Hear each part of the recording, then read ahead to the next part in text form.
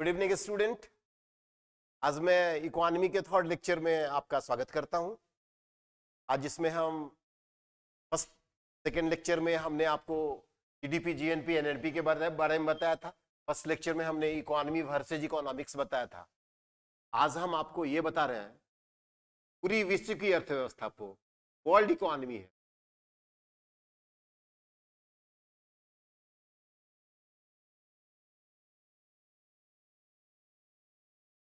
पूरे world economy को हम 3 भाग में बांटते हैं। बात सीख। पहला,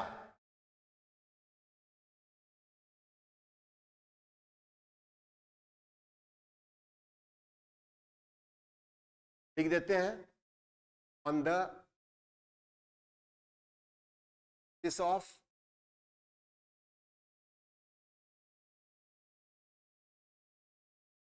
ओनरशिप। दूसरा, on the basis of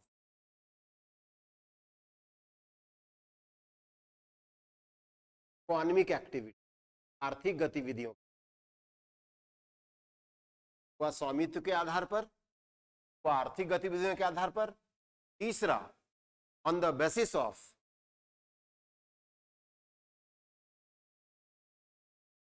development level. पूरे वर्ल्ड इकोनॉमी को हम 3 भाग में वर्गीकरण करते हैं, क्लासिफाई करते हैं, पूरी दुनिया की अर्थव्यवस्था।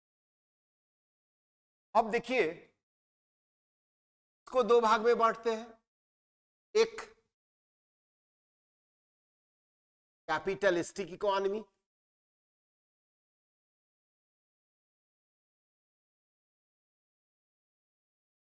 पूंजीवादी अर्थव्यवस्था, और दूसरा समाजवादी अर्थव्यवस्था।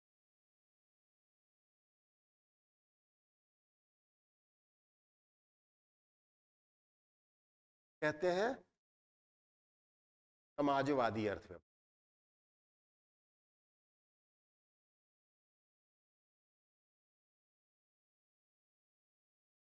वो कहते हैं पूंजीवादी अर्थव्यवस्था। ये हो गया। इसके भी बारे में बताएंगे, इसके बारे में बताएंगे। अब आप एक चीज और समझिए, जब बोलते हैं इकोनॉमिक एक्टिविटी के बेसिस पे, है ना, इकोनॉमिक एक्टिविटी के आधार पर पूरी अर्थव्यवस्था को 3 भाग में बांटते हैं। एक प्राथमिक क्षेत्र, में एग्रीकल्चर होता है। दूसरा द्वितीयक क्षेत्र, जिसको सेकेंडरी सेक्टर कहते हैं, में कृषि आया, इसमें उद्योग आया, और भी बताएंगे, अभी एग्जाम्पल दे रहे हैं। और इसमें सेवा का क्षेत्र कहते हैं, इसको कहते हैं टर्शियरी सेक्टर, तृतीयक क्षेत्र। आप इंग्लिश टर्म से घबराइएगा नहीं, सबकी हिंदी बताएंगे। इसको कहते हैं, या इसका नाम है सेवा का क्षेत्र, सर्विस सेक्टर। सबसे पहले बेसिक कंसेप्ट को दिमाग में रखिए, है ना। हमने कहा primary sector agriculture, secondary sector हमने कहा उद्योग। यानी अगर यहां एग्रीकल्चर में गेहूं उत्पादन करते हैं तो यहां फ्लोर बनाते हैं, आटा, चक्की में आटा पीसते हैं ना, और यहां आटा की पैकिंग करके जो बेचते हैं वो सेवा का क्षेत्र है। यानी ये दोनों उत्पादन करता है, ये रॉ मटेरियल देता है इसको, ये प्रोसेसिंग इंडस्ट्री करके सामान को बनाता है और ये पैक करके बेचता है। यानी यहाँ उत्पाद, यहाँ प्रोडक्शन नहीं देता है, ये प्रोडक्शन का उत्पादन नहीं करता है, ये सेवा को सेल करता है। ये हमने कहा on the basis of economic activity, the economy can be classified into 3 sector. First one is primary, second one is secondary, and third one is tertiary from service sector. ये अभी एकदम दिमाग में पहले बैठा लीजिए। और डेवलपमेंट के आधार पर जो इकोनॉमी को बांटते हैं, वो इसका बेसिस क्या है ना, वर्ल्ड बैंक का रिपोर्ट है। ये वर्ल्ड बैंक का रिपोर्ट ऑलवेज याद रखिए। अभी 2020 में जो वर्ल्ड बैंक ने बांटा है डेवलपमेंट के आधार पर, तो एक इकोनॉमी है डेवलपमेंट के आधार पर विकसित अर्थव्यवस्था, जिसको कहते हैं डेवलप्ड इकोनॉमी। एक एक करके हम तोड़ तोड़ के बताएंगे। और दूसरे को कहते हैं डेवलपिंग इकोनॉमी, आईएनजी लिख देते हैं, इकोनॉमी। ये पर कैपिटा प्रति व्यक्ति जीएनआई के आधार पर, ग्रॉस नेशनल इनकम के आधार पर या ग्रॉस नेशनल प्रोडक्ट के आधार पर कैपिटा मतलब प्रति व्यक्ति, जीएनआई या आप जीडीपी भी कह सकते हैं या पर कैपिटा जीएनपी भी कर सकते हैं, है ना, ग्रॉस नेशनल प्रोडक्ट। अब नया वर्ड आ गया है जीएनआई, पर कैपिटा जीएनआई, प्रति व्यक्ति जीएनआई के आधार पर 3 कैटेगरी में बांटा है ना। आप ये भी हम आपको बताएंगे जो इंडिया किस में आता है। तो ये एक बेसिक कंसेप्ट है, इस बेसिक कंसेप्ट को हम आगे बढ़ाते हैं और फिर आपको ये बताते हैं क्योंकि आप इकोनॉमी को कैसे पढ़ेंगे, है ना। आइए अब नेक्स्ट देखते हैं। अब हमने कहा on the basis of ownership, स्वामित्व के आधार पर, स्वामित्व के आधार पर अर्थव्यवस्था को जो बांटते हैं ऑनरशिप लेवल पे, स्वामित्व के आधार पर पूरी दुनिया की अर्थव्यवस्था को 2 भाग में याद रखिएगा। एक पूंजीवादी,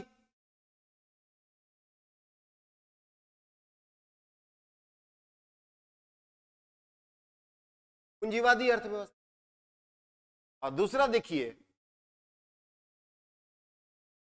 समाजवादी अर्थव्यवस्था। हम जितनी बात बोल रहे हैं ये आपके इंडियन इकोनॉमी को समझने में और ग्लोबल इकोनॉमी को समझने में बहुत सुविधा देगा, बहुत फंडामेंटल्स बात बता रहे हैं, बहुत मदद करेगा। पूंजीवादी अर्थव्यवस्था में और समाजवादी अर्थव्यवस्था को समझने के लिए 2 चीज याद रखिएगा, है ना। पहला, उत्पादन के साधन, क्या कहते हैं अंग्रेजी इसकी, मीन्स ऑफ प्रोडक्शन, तो हिंदी में कहते हैं उत्पादन के साधन। और दूसरा टर्म याद रखिएगा, इकोनॉमिक एक्टिविटी, आर्थिक गतिविधि। अंग्रेजी भी टर्म समझना हिंदी के साथ जरूरी है। पहले की हिंदी होती है उत्पादन के साधन और दूसरी की हिंदी होती है इकोनॉमिक एक्टिविटी। अब आप एक बात समझिए, जब याद रखिएगा किसी भी अर्थव्यवस्था में उत्पादन के साधनों पर निजी स्वामित्व होता है, प्राइवेट ऑनरशिप होता है, तो कहते हैं निजी स्वामित्व। उत्पादन के साधनों पर निजी स्वामित्व होता है और इकोनॉमिक एक्टिविटी निजी लाभ के लिए किया जाता है, पर्सनल प्रॉफिट के लिए किया जाता है। बहुत अच्छी बात बोले। इस अर्थव्यवस्था में उत्पादन के साधनों पर मीन्स ऑफ प्रोडक्शन पे निजी स्वामित्व होता है और आर्थिक गतिविधियां का संपादन व्यक्तिगत लाभ के लिए किया जाता है, पर्सनल प्रॉफिट के लिए किया जाता है। ऐसी इकोनॉमी को हम पूंजीवादी अर्थव्यवस्था कहते हैं। इसका मतलब है ये आदमी फ्री है, हम उत्पादन कितना करें, दाम क्या रखें, लाभ कितना ले। इसका मतलब है ये इकोनॉमी ही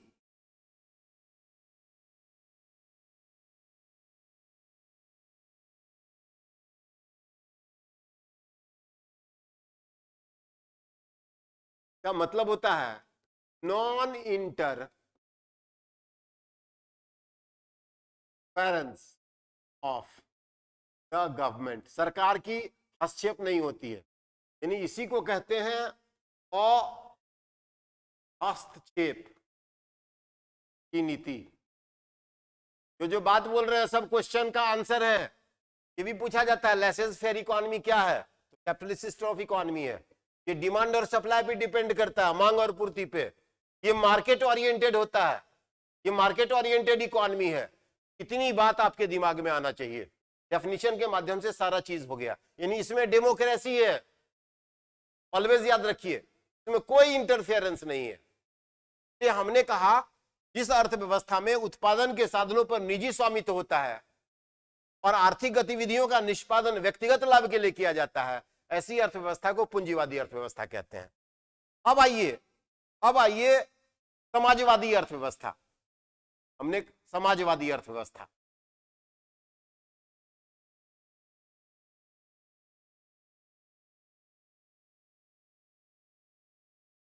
बहुत सिंपल सिंपल बात है, जैसे जैसे बोल रहे हैं वैसे वैसे आप समझिए। समाजवादी अर्थव्यवस्था किसको कहते हैं? अब फिर हम आपको बोल रहे हैं, अब फिर लिखिए मीन्स ऑफ प्रोडक्शन।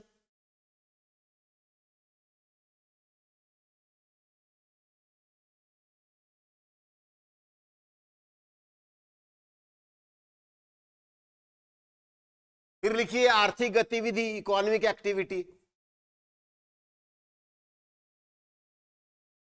अब सोचिए, जिस अर्थव्यवस्था में उत्पादन के साधनों पर क्या होता है? सामूहिक अधिकार होता है, यानी एक सेंट्रलाइज प्लान के थ्रू की जाती है, या गवर्नमेंट के अंदर होता है, या स्टेट के अंदर होता है। यानी इसका मतलब है ये सेंट्रलाइज्ड प्लानिंग या कलेक्टिवली या सरकार, उत्पादन के साधनों पर किसका? सेंट्रलाइज प्लानिंग के तहत सरकार का अधिकार होता है। और आर्थिक लाभ जो है वो सोशल वेलफेयर के लिए किया जाता है, सामाजिक कल्याण के लिए। ऐसी इकोनॉमी को हम समाजवादी अर्थव्यवस्था कहते हैं। अब ये दोनों अगर आप समझ गए तो आप समझिए, हमने आपको ये कहा। अब सोचिए, इसका जो प्रोपॉन्डर था, इसका प्रोपॉन्डर जो था, प्रतिपादक एडम स्मिथ था। ये क्वेश्चन पूछे जाते हैं। 1776 में एडम स्मिथ ने एक किताब लिखा था, द वेल्थ ऑफ नेशन। ये पूछे जाते हैं। तो राष्ट्र का धन नहीं हिंदी में कहा जाता है, इसको धन का विज्ञान कहा जाता है। ये एडम स्मिथ ने लिखा था द वेल्थ ऑफ नेशन पुस्तक। इसी में उसने इस अर्थव्यवस्था का जिक्र किया था, मार्केट ओरिएंटेड इकोनॉमी का। और यहां सोशलिस्टिक इकोनॉमी में याद रखिएगा, कार्ल मार्क्स जो जर्मनी का रहने वाला था, उसने औद्योगिक क्रांति ले आया इंग्लैंड में।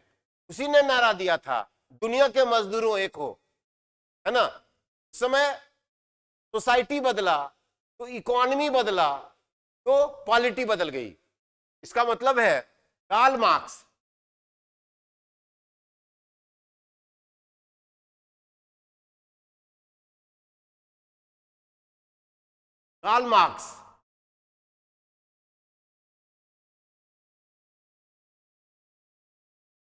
का प्रोपॉन्डर है।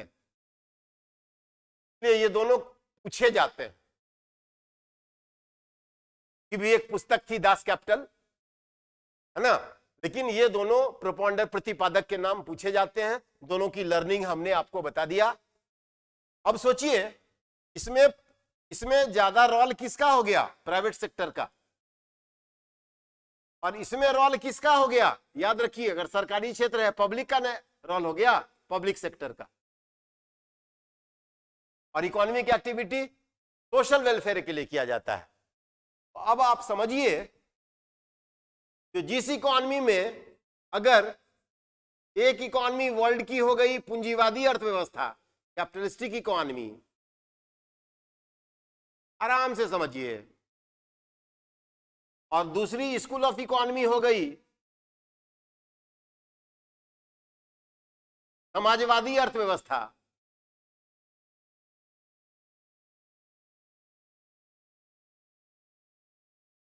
गौर कीजिए। इसका मतलब इसमें और इसमें ऑलवेज याद रखिए, इसमें प्राइवेट सेक्टर का रोल ज्यादा है, प्राइवेट सेक्टर ही काम कर रहा है, यानी मार्केट फोर्स इकोनॉमी है, डिमांड एंड सप्लाई पे आधारित है। और इसमें पब्लिक सेक्टर का रोल ज्यादा है।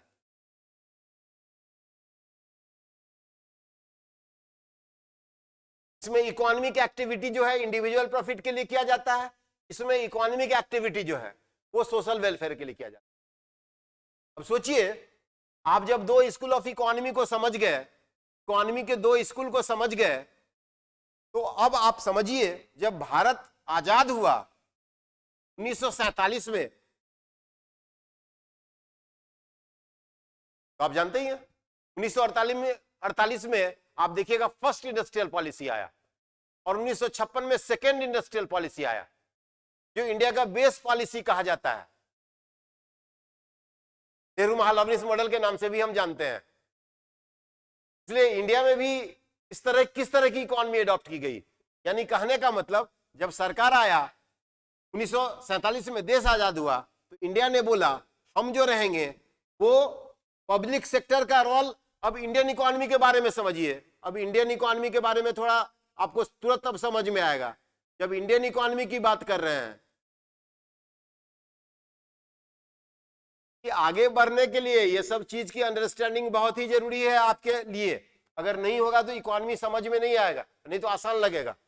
अब इंडिया में नेहरू जी भारत के पहले प्रधानमंत्री बने और उन्होंने 1948 फर्स्ट इंडस्ट्रियल पॉलिसी में बहुत क्रिस्टल क्लियर तो नहीं किया, लेकिन socialistic democratic pattern of economy, Bharat की इकोनॉमी के बारे में ही ये देखिएगा लिखा हुआ है इसके ड्राफ्ट में, सोशलिस्टिक ये वर्ड लिखा हुआ है क्योंकि आपको प्लानिंग खत्म हो गया, नीति आयोग आया, लेकिन प्लानिंग के बारे में भी जानना है। उसके भी क्वेश्चन पूछे जाते हैं, उसके जाने बिना आप नई आर्थिक नीति नहीं समझ सकते हैं, है ना। इसको कहते हैं socialistic democratic pattern of economy, Bharat की अर्थव्यवस्था के ड्राफ्ट में लिखा हुआ है। सोशलिस्टिक का मतलब ये क्या, सोसाइटी, पब्लिक सेक्टर, और डेमोक्रेटिक का मतलब क्या, प्राइवेट सेक्टर। देखिए कैसे तोड़ते हैं, यानी हमारी इकोनॉमी में नेहरू जी ने कहा जो हमारा आजादी का मकसद है लोगों का अधिकतम से कल्याण करना, इसलिए पब्लिक सेक्टर का रोल ज्यादा होगा,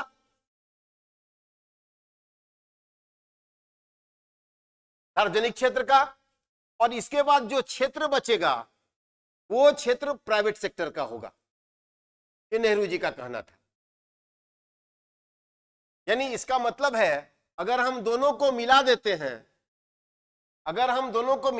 हैं, ये इकोनॉमी हमारी मिक्स्ड इकोनॉमी होगी।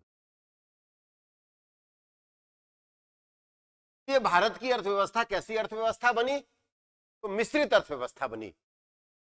अब आप देखिए हम इंडियन इकोनॉमी लिखे, यहां मिक्स्ड इकोनॉमी लिखे। अब आप जब भी बोलेंगे यहां मिक्स्ड इकोनॉमी, थोड़ा सा आपको हम अब सोचिए, आप जब देश आजाद 1947 में हुआ और ये 1990 तक हमारी इकोनॉमी में पब्लिक सेक्टर का रोल ज्यादा रहा और जो रेस्ट बचा वो प्राइवेट सेक्टर का रोल रहा।